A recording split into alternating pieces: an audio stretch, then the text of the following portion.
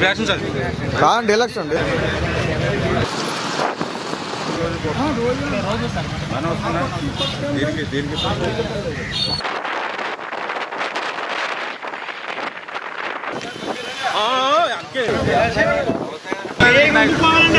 దీనికి కోట్ల మీ పేరు ఉండిపోవాలే చిరస్థాయిగా.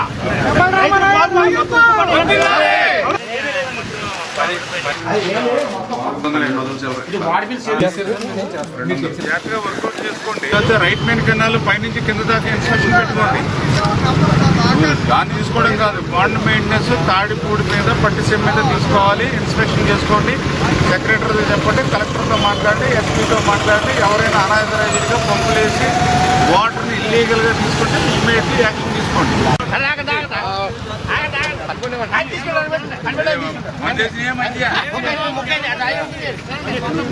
బాగున్నాయని ఒరిజినల్ మీరు రైతు మనసులాగా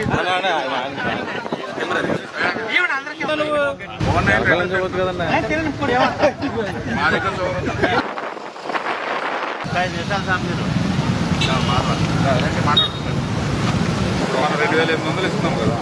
2,800 వచ్చిన తర్వాత ఇక్కడ డివైడ్ అవుతున్నాం. ఎక్కడ ఓవర్ఫ్లో అవ్వకుండా ఫండ్ స్ట్రెంత్ చేసుకోవాలి అని మీరు డిజైన్ చేసుకుని ఇవ్వండి. ఇస్తే అందులో మనం పెట్టుకుంటాం. అంటే ఒక్కసారి మనం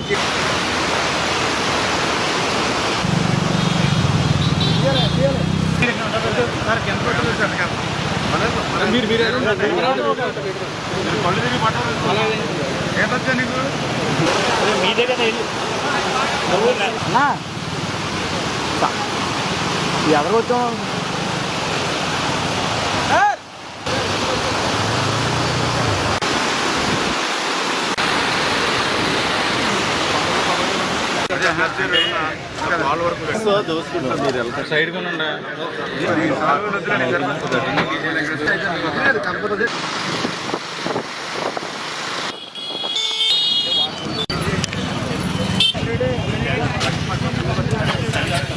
సైడ్ అది సైఫానికి కెనాల్ తల్లి ఇప్పుడు ఆ ట్రైన్లో కలపాలని చెప్పారు. ఇప్పుడు ఎమ్మెల్యే గారితో మీదే మాట్లాడుకుంటూ వస్తున్నాం. ఏమవుతుందంటే ఈ ఇబ్బంది ఇప్పుడు మాకు కూడా నిడదవోలు కెనాల్ కూడా ఇదే ఇబ్బంది. అక్కడేమో మునిగిపోతుంది, ఇక్కడేమో నీళ్ళు అందం. అందుకని ఇప్పుడు మనం ఈ శాశ్వత పరిష్కారంలోనే ఆ డ్రైన్ అన్ని లైన్ చేసి మన డీసీ పరిధిలో అయితే ఇప్పుడు వర్క్ చేయాలి. మన శాంక్షన్ ఉందా? వీడ్ రిమూవల్ కానీ డీసిల్డింగ్ కానీ క్లియర్ చేయమని చెప్పాం కదా. మరి చెప్పినప్పుడు 15 రోజులు ఎందుకు రివ్యూ పెట్టి, మరి 15 రోజులు రివ్యూ అయితే మరి ఎందుకు మొదలు పెట్టించలేదు వర్క్? ఎప్పుడు ఇవ్వనటువంటి ఓఎన్ఎం అమౌంట్ ఈ సంవత్సరం ఇచ్చాం మేము. 396 కోట్లు ఇచ్చాను నేను ఫస్ట్ టైము. ఒక్కొక్క నియోజకవర్గానికి 3 కోట్లు 4 కోట్ల రూపాయలు ఇచ్చాం. ఇది వరకు నేను ఎమ్మెల్యేగా ఉన్నప్పుడు 70 లక్షలు ఇచ్చారు మన గవర్నమెంట్లో కూడా కాన్స్టిట్యున్సీకి. లాస్ట్ టైం 1924 జగన్ గవర్నమెంట్లో ₹1 ఇవ్వాల. నేను అటువంటిది లాస్ట్ ఇయర్ ఇచ్చాను, ఈ ఇయర్ ఇచ్చాను. ఇప్పటికి నేను 2 ఇయర్స్లో 7 కోట్ల రూపాయలు ఇచ్చాము ఓఎన్ఎం కాన్స్టిట్యున్సీ. మీరు కూడా రెవెన్యూ ఫాలోఅప్ చేసుకోవాలి కదా.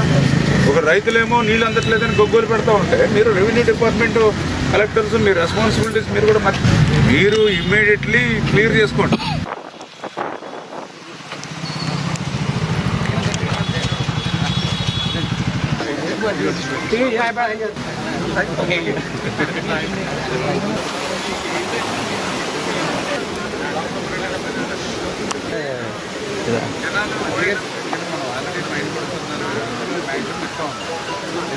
మార్కెట్ దేవస్థానం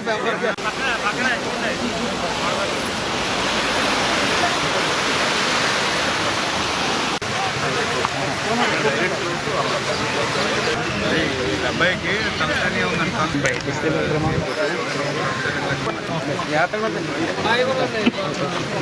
కూడా చేశారు.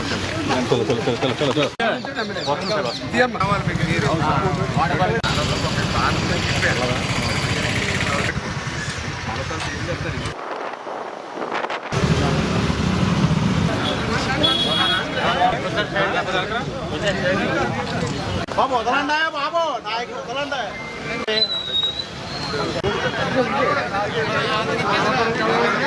చేసుకుంటే మే నెలలో చేసుకోవాలి తప్ప కాలం కూడా మీకు లాగానే వచ్చిన వ్యక్తులు ఆ ఎమ్మెల్యేలు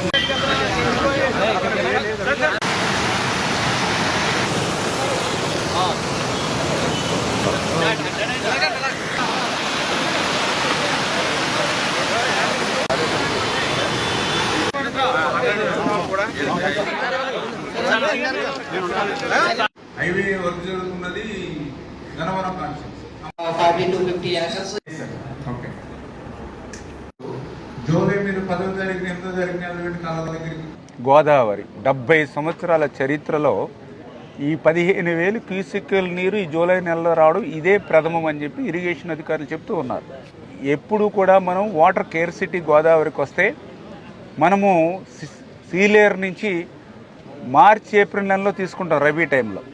అటువంటిది జూలై నెలలోనే మేము ఇప్పుడు సీలేరు నుంచి 4,000 5,000 క్యూసెక్కుల నీరు తీసుకుని ఈవేళ కిందకి గోదావరి డెల్టాకి పంపిస్తూ ఉన్నామని అంటే ఇంకా గోదావరిలో ఇన్ఫ్లో ఏ మాదిరిగా అడుగంటిందనేది మనందరికి కూడా అర్థమవుతున్నటువంటి పరిస్థితి. మరి ఇటువంటి పరిస్థితులను దృష్టిలో పెట్టుకుని ఏ రకంగా నీటి యాజమాన్యాన్ని రైతులు, ఇరిగేషన్ డిపార్ట్మెంటు, రెవెన్యూ డిపార్ట్మెంటు అందరూ కూడా ఏ రకంగా కోఆర్డినేట్ చేసుకోవాలి, కాలువల్లో ఎక్కడెక్కడ లాకులు షట్టర్సు ఏ మాదిరిగా ఉన్నాయి, ఏ లాకుల దగ్గర రీడింగ్స్ ఎట్లా ఉన్నాయి, ఎంత ఇన్ఫ్లో ఎంత అవుట్ఫ్లో ఇస్తూ ఉన్నారు అనేటువంటిది క్రింది స్థాయి వరకు కూడా. ఎందుకంటే తెలుగుదేశం, జనసేన, బీజేపీ కూటమి ప్రభుత్వం అని అంటే ఏదో ఆఫీసుల్లోనో ఏసీ రూమ్లోనో ఏసీ గదుల్లోనో కూర్చోవడం కాదు. సంక్షోభం వచ్చింది అని అంటే, ఇబ్బంది వచ్చింది అని అంటే కాలువల మీద, గట్ల మీద, పొలాల్లోనూ తిరిగేటువంటి నాయకత్వం. అందుకే ఈరోజు ధవళేశ్వరం హెడ్ స్లూయిస్ దగ్గర నుంచి ఈ లొల్లలాకులు కొత్తపేట నుంచి అమలాపురం, పీగన్నవరం, ముమ్మిడివరం అన్ని నియోజకవర్గాలు కూడా శివారు ప్రాంతం వరకు కూడా ఈ యొక్క కాలువల నీటి పరిణామాన్ని పరిశీలిస్తూ లాకుల్ని ఎక్కడికక్కడ ఇన్స్పెక్షన్ చేస్తూ అధికారులకి, మా నీటి సంఘం వాళ్ళకి ఎక్కడికక్కడ డైరెక్షన్ చేస్తూ మోటార్ సైకిళ్ళ మీద మేము తిరుగుతూ ఈ పర్యవేక్షణ చేస్తూ ఉన్నాం. ఈ సందర్భంగా రైతాంగం అంతా కూడా గుర్తుపెట్టుకోవాల్సిన అవసరం. ఈరోజు ఎంత వర్షపాతం తక్కువ ఉన్నప్పటికీ, గోదావరిలో ఇన్ఫ్లో తక్కువ ఉన్నప్పటికీ సమగ్రమైనటువంటి వాటర్ మేనేజ్మెంట్తో ఈరోజు మేము 14,700 అంటే ఇటు ఏదైతే ఈస్ట్ గోదావరి అటు వెస్ట్ గోదావరి కలిపి 14,700 మ్యాక్సిమం వాటర్ ఈవేళ ఈ యొక్క డెల్టాకి ఇస్తూ ఉన్నాం. అయినప్పటికీ కూడా శివారు ప్రాంతాల్లో నీటి ఎద్దడి ఎదుర్కొంటూ ఉన్నటువంటి పరిస్థితి మనం చూస్తూ ఉన్నాం. ఇటువంటి స్థితిలో మా ఇరిగేషన్ అధికారులకి, అదేవిధంగా ప్రజాప్రతినిధులు కూడా తెలియజేశాం. ఏదైతే పైభాగాన ఇప్పుడే నేను పరిశీలిస్తే కొంచెం వాటర్ ఫ్లో అయిపోయి గట్లు మేయించి వాటర్ ఫ్లో అయి బయటికి పోతూ ఉన్నటువంటి స్థితి, దాంతో నీటి మట్టం తగ్గిస్తూ ఉన్నారు. అంచేత వాటర్ ఫ్లో ఎక్కడైతే ఉందో అది ఎస్టిమేట్ చేసి ఓఎండ్ఎం కింద ఎమర్జెన్సీ వర్క్ కింద చేపట్టమనంటూ.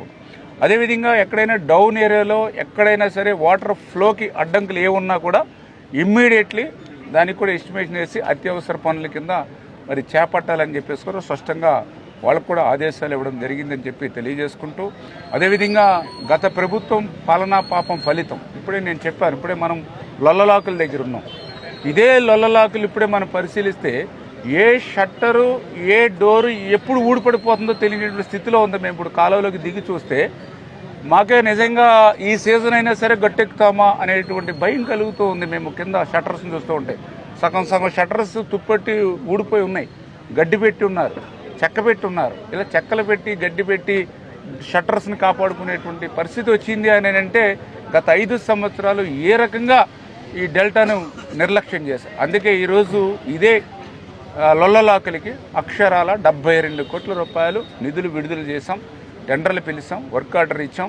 ఈ సీజన్లోనే పనులు మొదలుపెట్టి ఆ పనులు కూడా కంప్లీట్ చేయబోతూ ఉన్నాం. ఈ లొల్లలాకులనే కాదు, మొన్ననే మీరు చూసారు ధవళేశ్వరం సంబంధించిన గేట్లు.